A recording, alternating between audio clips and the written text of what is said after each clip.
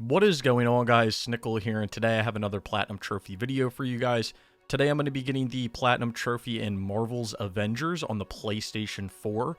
Now, the last trophy that I do have to get is Truly Elite, which is to complete an Elite Heroic Hive. This Elite Heroic Hive will be unlocked and playable after you complete all of the Marvel's Avengers iconic missions. This kind of acts as like a final mission to the Avengers initiative that you'll play through after playing through the initial single player of this game. But anyway, with all of that being said, let's get right into this video. Typically, I do live stream all my Platinum Trophies and various other games over on Twitch, and I would live stream getting my Platinum Trophies over on Twitch, but I just wanted to kind of get this game done one night. But if you want to go follow me, there's a link to my Twitch down in the description below. I try to stream over there 3 times a week. But anyway, the Avengers Initiative mission, or the Elite Heroic Hive, is going to be something that you're going to do is at the end of the Avengers Initiative. And what the Avengers Initiative is it's kind of like a campaign mode for the co-op. So the way that this game is structured is when you first start playing, you're going to play through kind of like a single-player campaign where you're going to get introduced to all of the characters, and you're going to kind of unlock all the characters and just get to know them, get to know their movesets, their basic movesets, and everything like that. Then once you play through that, then you'll get access to the Avengers Initiative, which is kind of like it's the end game content, quote-unquote end game content. And there is a mission chain in the Avengers Initiative called the Avengers Initiative. And it's going to consist of you doing various things, like doing certain war zones, and then doing things called hives, which are kind of like the end game content in the game. And then you're going to have to complete all of each character's iconic mission chain, which isn't really that bad. It's just going to require you to do like a mission, then complete a few challenges with that character, like getting so much damage with certain abilities. And then you'll kind of have to finish another mission for the player. So those all in all will take, an hour or two per player or per character that you're going to play as. And then once you're done that, then you'll finally unlock the Elite Heroic Hive, which is what we're playing right now. And that consists of 15 floors of Hive. Now, the only complaint I have to have about this game, well, before I talk about the complaints, I do like the game. I like the structure of the game. I think the idea is phenomenal, but there's a lot of issues that I have with the game, and one of the issues being just the way that the end game is structured. And not saying it's grindy or anything like that, because it is, and there's going to be an update that comes out that's going to, quote-unquote fix the grind, but it's going to actually make it worse, which I don't understand how that fixes it. But the problem just falls within the endgame itself, because the endgame is just you doing these hive missions over and over again. And you're probably thinking, well, aren't they kind of fun to do? Well, not really, because the hive missions are just combinations of war zones that you do throughout the game. So like this floor that I'm doing right now on this hive could be a war zone that you would do, except the war zone would just be just this room, where the hive would consist of this room plus those 13 other rooms that you're playing through. So the end game content is literally them taking what you've been doing throughout the whole game for the Avengers Initiative with all the war zones, and then combining it into one long-ass mission. There's nothing else that changes. Yeah, you get different objectives, but that happens in war zones. The war zone objectives change too, so it's not like you're getting anything way different in these hives. It's just a combination of everything that you've been doing already in war zones, you're now going to do in hives. And the hives are supposed to act as kind of like the end game content. The hives and the vaults, I would say, act as kind of the end game content, but the vaults aren't anything special either. I mean, once you do one vault, you've done all of the vaults. It's just putting a code in and defending, and putting a code in and defending, and putting a code in and defending, and then you have the vault. There's no puzzles, there's nothing like that.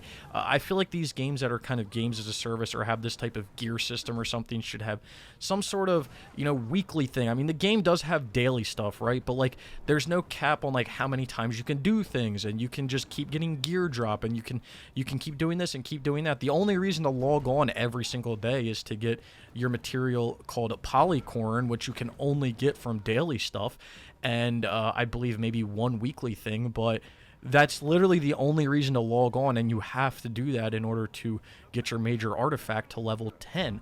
So without that, there's no reason to kind of log on every day. You could grind out all of your hives and everything every single day or every hour. You know, you could do them unlimited times a day, which I guess is good because you can get it done faster if you want to, but it's just kind of dumb because the end game content really just doesn't feel like anything. Like, it just feels like the same thing over and over again. And that's what you're going to end up doing with this game, sadly, is you're going to keep playing it, and you're going to realize that you're literally going to be doing the same thing while you're playing through the Avengers Initiative. And at first, it's not bad, but when you start to get into the hives and you have to grind out 50 hives for a trophy, you're going to realize that the game just gets a little bit stale once you start grinding it out. But again, I love the concept of the game. Don't get me wrong. I'm not bashing it at all for the concept or the thought of the game. I think it's phenomenal. I mean, I was really hyped for the game before it came out, when it originally got released or announced. But, you know, going back and playing it now, it's just... this just ain't it, Chief, man. The endgame content just ain't there. This ain't it. This ain't it. And that's basically it. I mean, the Avengers, the single player is cool. The Avengers Initiative and the iconic missions are cool, but the endgame content consisting of hives and vaults is just boring because it's war zones, and that's what you're doing anyway when it comes down to it. So there we go. We finished up floor 14 of that hive. We are going to load in. We get a major artifact for completing that, which will complete the mission chain here, I believe. And again, that hive will kind of act as like a final mission. So there's our trophy, Truly Elite. And then we will get this platinum trophy, Omega Level Accomplished. So I was a little late to the party on this game. I wanted to get this done before a major update came out and just completely destroyed the XP system. But anyway, with all of that being said, let's take a look at this list. So here it is, 100% with the platinum. No DLC or anything as of now, but who knows what'll happen down the line. They've already added one DLC character, and there hasn't been any DLC trophies added, but who knows.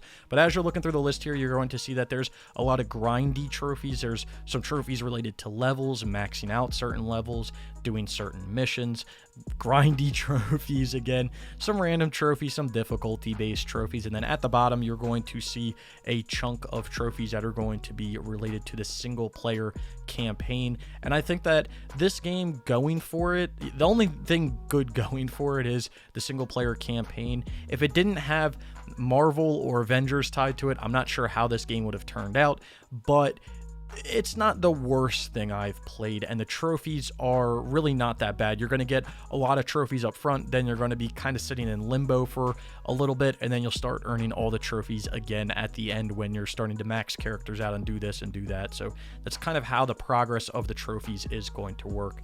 Anyway, here is the profile. Trophy level 539, 88%. I've got 12,409 total trophies. Got 8,458 bronze, 2,750 silver, 1,014 gold, 187 platinums, and like I said, 12,409 total trophies if you're into that numbers kind of stuff.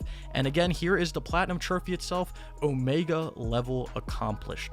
So if you are looking at getting into this game, I would wait just a second, because I believe in a few days they are going to be putting out an update for the game that is going to completely restructure the way that the XP system works, because I've heard that they're kind of pushing for a free-to-play model when it comes to this game. Now, that could be a good thing or that could be a bad thing. That's more of a bad thing because it's probably going to take a lot longer to level up. Previously, before this update came out, if you wanted to level up, you could do the tutorial hive at level 40, power level 40, and no matter what your level was, you could get 3 to 4 levels per a hive. So the character levels go up to 50. That's when you can unlock abilities and things like that. And one of the trophies is to get, I believe it's 250 combined levels. And if you were to do this with a character that had the correct power level but was, you know, level 1, you could do, 12 to 13 hive missions and you would get level 50, because there's a power level and then there's a character level. The power level is based on gear, the character level is based on XP. The character level only goes up to the character level only goes up to 50, the power level goes up to 150. So you'd have to get 5 characters up to level 50 in order to get this one trophy. But the good thing is you can kind of, if you have a character that's at level 50, you can keep earning XP with them, and it has an XP bar. So if you exceed 50, it actually will go to like 51, 52, 53, 54, 55, but it doesn't actually show you that, but it is counting it behind the scenes. I don't know when this update comes out, if you do a hive, if you're only going to get 1 level. I'm not sure, how they're going to really buckle down on that one. I'm not sure. It was really nice to just go through hives and just blow through levels. It was kind of fast, but the thing is my complaining doesn't have to come with the character leveling. It's more of the power leveling and the end game content that it comes down to. So I think that Square is focusing on the wrong thing when it comes to what's kind of wrong with the game, but it's not my game. I'm just the one playing it. If you guys are having any troubles with any trophies, I do have a link to a playlist in the description below that will take you to a few trophy guides that I did. Before we end the video, let's talk about a few numbers. So time it takes to get the platinum, or I guess let's go out of 10. So difficulty to get this platinum, you're looking at probably a 4 out of 10. There are a few things that you're going to have to do on a more difficult level, on like a challenge level. You're going to have to do one thing on a challenge level 4, and you're going to have to do a few things on a challenge level 3. So there is a little bit of a difficulty added, but it's nothing that can't be done. It's really easy, honestly. As long as you have a good power level, you'll be able to do it. So difficulty, you're looking at like a 4 out of 10. Time it takes to get the platinum, you're looking at probably anywhere between 60 to 80 hours. Really depends. If you know what you're doing when you go right into the game, it's going to really help you cut down on time, but if you don't, it may take a little bit of time to get through. Plus, you do have to get through that single player campaign before you can start doing anything online, so there is that aspect as well. So I'm going to say 4 out of 10, 60 to 80 hours. I know, again, that's a huge gap, but that's me being conservative with time that it takes to get it done.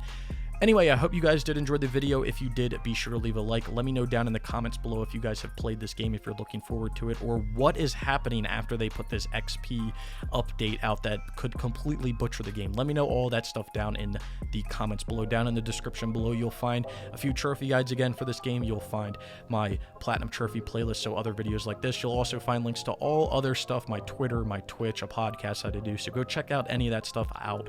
I would greatly appreciate it.